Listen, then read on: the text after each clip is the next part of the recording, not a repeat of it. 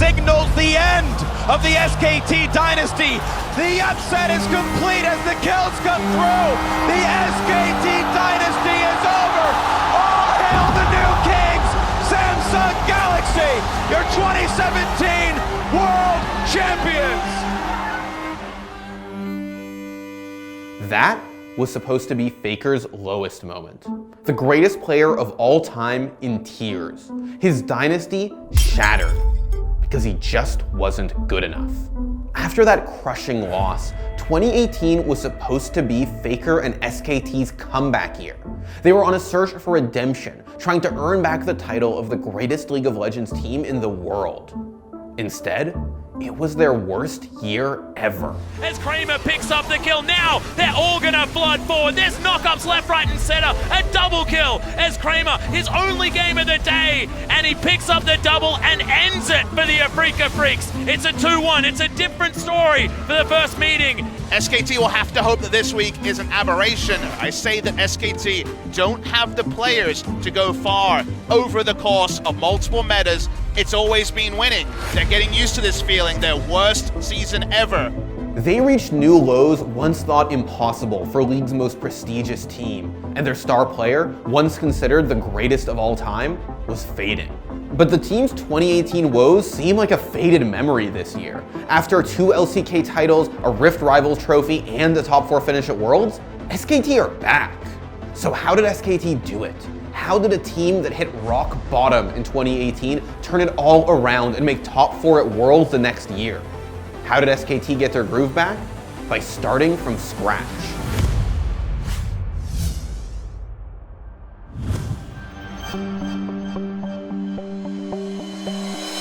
So after the loss that brought Faker to tears at the 2017 World Championship, SKT decided to make some roster changes. Huyhn and Peanut were out, and SKT needed replacements. They lost Worlds, sure, but SKT still had their legacy. Almost any player would jump at the chance to play with the greatest team in the world.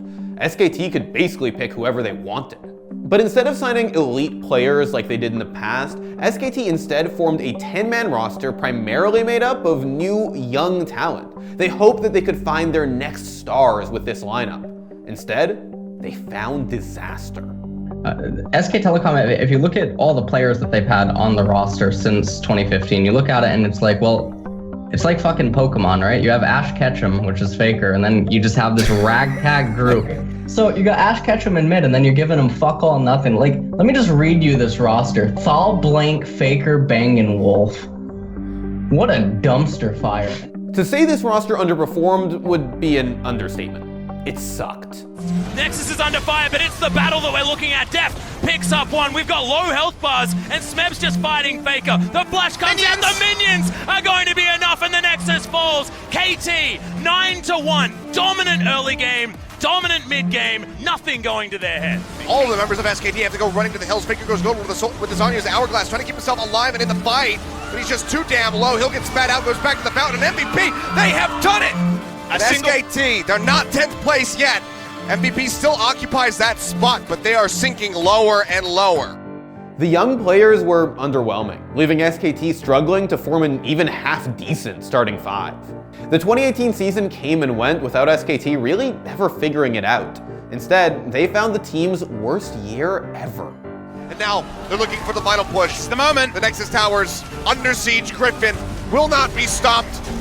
And SK Telecom will be eliminated from the LCK Summer Playoffs in 2018, the first time in history. And during the loss that knocked them out of playoff contention, Faker sat benched on the sidelines. So heading into 2019, SKT weren't exactly the legendary team that everyone wanted to sign with. Instead, people were even wondering if Faker would re-sign. Faker can only indulge that level of failure for an amount of time. He's still so amazingly driven. I think SKT was pretty liberal with the changes in their roster last year especially. You know, in 2018, after their 2017 second place, they dropped Peanut, they made other changes. They tried to invent new stars and didn't stack a roster with talent and were humbled, you know? They didn't really find any success at all in 2018. SKT's response to the doubters was to do the exact opposite of what they did the year before. Dump their roster and build a super team. Khan Clid, Teddy, Mata, and of course, Faker. This was the LCK Dream Team. Khan was a back-to-back LCK champion. Clid was a jungle star in the LPL. Teddy was arguably the best AD carry in Korea. And Mata? Well, Mata is one of the greatest League of Legends players of all time. 확실히 처음에 팀 맞췄을 때는 진짜 이만한 팀이 없다, 진짜 좋다 하면서 되게 기분 좋았던 것 같아요. 근데 뭐 팀은 좋은 대로 슈퍼팀이지만 그래도 옛날에 KT가 슈퍼팀이었는데 되게 좀 합이 안 맞아서 되게 좀 안 좋은 모습을 조금 봤었는데 그것 때문에 좀 더 열심히 다 합을 맞추려고 열심히 했던 것 같아요. 맞추는데 좀 그래도 좀 걸렸던 것 같아요. 다들 좀 말이 좀 주관이 세가지고. 네. SKT were finally back to being contenders. Faker finally had the reinforcements he needed to take back his throne as the King of Korea. And in January, their assault began. SKT bulldozed their way through the spring split. The only team they couldn't beat was Griffin. And by playoffs, SKT found their revenge. See your death and see your defeat in the LCK final for Spring 2019. Spring often does this to us, gentlemen. We often get the quick ones in the early stages of the year, but this is one that I don't think anyone expected. SKT 3-0 over Griffin after their incredible first round robin. Give them their moment to bask in the afterglow. SKT have destroyed Team Griffin to register their spot at the mid-season invitational and also. After a year of mediocre results, SKT were once again back on top. And Faker and Coma couldn't help but get emotional.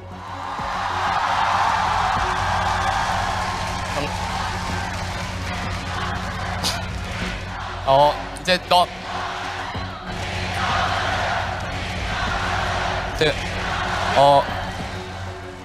기쁨의 눈물 더하기. This is a 작년에 tears 참 of joy and also, 예. I mean, a bit of a tears of like what 예. could have been better last year. So 예. 예. this is a very emotional moment right now. A month after their spring win, Faker and SKT were off to Vietnam for the mid-season invitational, where they met their newest rivals. G2 esports are looking at the Nexus. Origin, they're trying to fight back, but they cannot do it. Origin are crumbling to G2. Europe kneels to its champion, G2 esports. The world awaits G2. Like SKT, G2 were their region's super team.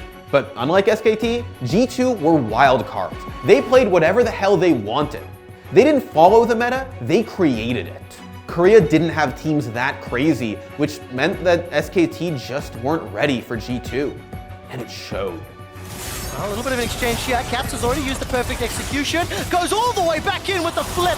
5-point strike. Picks up a kill into Mata. Now Yanko's looking for the stun. That's a double kill for Caps. He flashes over the wall. But here comes Korn. Charges into him for devastating effect. Faker is not done. He's got himself a Mega Gnar. Here comes Wonder. Gnar into the wall. Into the crunch. The wallop.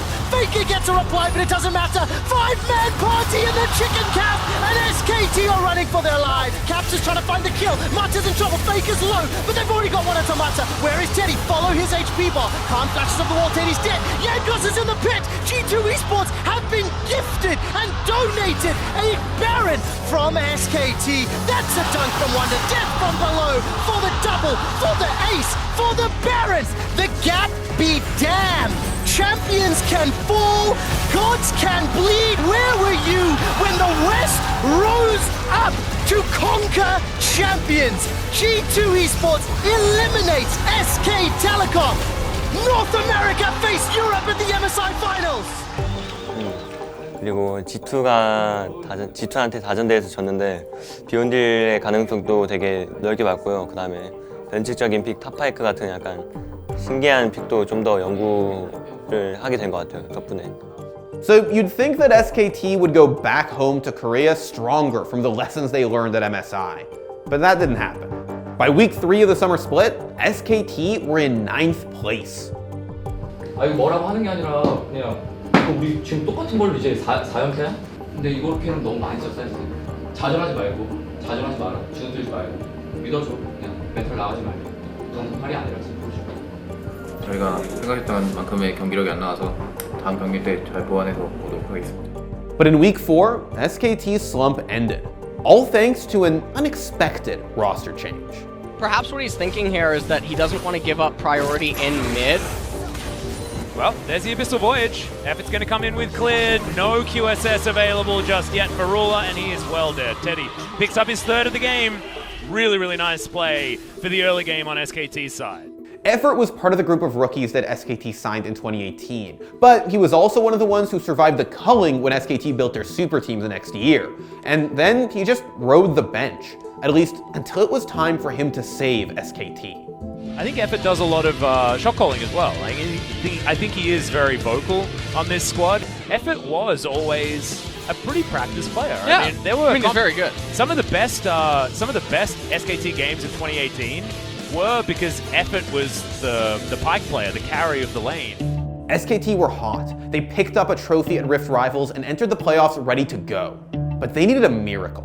They had to win 3 series in a row just to get to the grand finals. Afrika, Sandbox, Damwon, and finally, Griffin in the grand finals. One by one, SKT brought every team down in their quest to win a second consecutive LCK title, a feat they hadn't accomplished since 2015. SKT was heading to Worlds as Korea's #1 seed, but Faker had his eyes on one team. I want to make a revenge on G2 that we were defeated to. At MSI semifinals, we had a very close game, but we lost. So I just want to get my revenge on them. And message for Caps or any other players in G2? I want to face G2 as a whole. Now, here's the part of the video where I'd love to say that SKT beat G2 and then they went on to win Worlds and everyone lived happily ever after. But that's not what happened. Tries to buy a bit more time. Here comes Faker on the backside. But he's caught up by the Olaf. Mickey now coming in. Faker trying to go in and finish it up, but the stopwatches are there. But no, SKT still able to find this fight. The knock-up coming through. Jankos runs for the hills, but it is not enough. Still, it's a back-and-forth fight. It's such a close fight. Cap manages to sidestep. Click goes in, but the body step comes out. Another stopwatch. Are you kidding me? The knock-up is there. The shutdown is there. G2's ability to out-teamfight SKT has been persistent throughout this series. They're caught in the pinch. Mickey X can go forward. Faker invisible. Wants to pull another grass blade, but this is massive. Vladimir trying to strike back, but Faker's ult is not going to be effective. Khan now has to run for his life. Faker missed his Kiana ultimate in the jungle. The back end of that ultimate. Faker now steps forward. Faker now gets taken out. Faker is dead. Faker is dead. What was that? This is his hero moment. If he wants to turn this fight in favor of team, this could be the game-defining moment. Faker is gone. Teddy's next on the list. There's no way he can duel Yasuo. Amada's coming in, but he's just walking into the meat grinder of perks. Khan, can he do it? They've done enough. They've done it. G2. Khan, can he get it done? He can't. The Vladimir. They can't do it. This is it. The greatest team in the history of League of Legends, taken down by the greatest team Europe has ever produced. This G2 esports team was not built to win. It was built to conquer. The loss was painful for SKT. They had come so close and let it all slip through their fingers. SKT not winning Worlds in 2019 did not turn the entire year into a failure, despite what Reddit might have you think. For SKT and Korea as a whole, 2019 was all about rebuilding. For me, last year was the failure. And for me, last year was a very real failure of the LCK. This year, I would not consider a failure. I think last year is your doomsayer year. Last year was the board clear. This year, they rebuilt, and then you have the king returning, basically reforming with different pieces, yet still keeping some of the old and the most important ones, with Faker and stuff like that. Sure, SKT are no longer the undefeatable Titans who win every tournament they enter. But honestly, that was a pretty unreasonable expectation for them. And this year, SKT freed themselves of that. Faker is finally able to just play League of Legends. He isn't here to uphold a mythical dynasty. He isn't here to be a living legend. He's here to win. And now, he has to work just as hard as everyone else. Faker didn't win Worlds. He didn't even make the finals. But he's failed before. And he's always come back hungry. Wait, what the fuck does that mean there? Shorts is not even a title. We just call it that internally. It doesn't have a title. This is a series with no name. The no name. Yeah, we're the no name brand of theScore esports. Stick me in a yellow tin. Put black text on me or whatever. Give me one of those hauler shirts.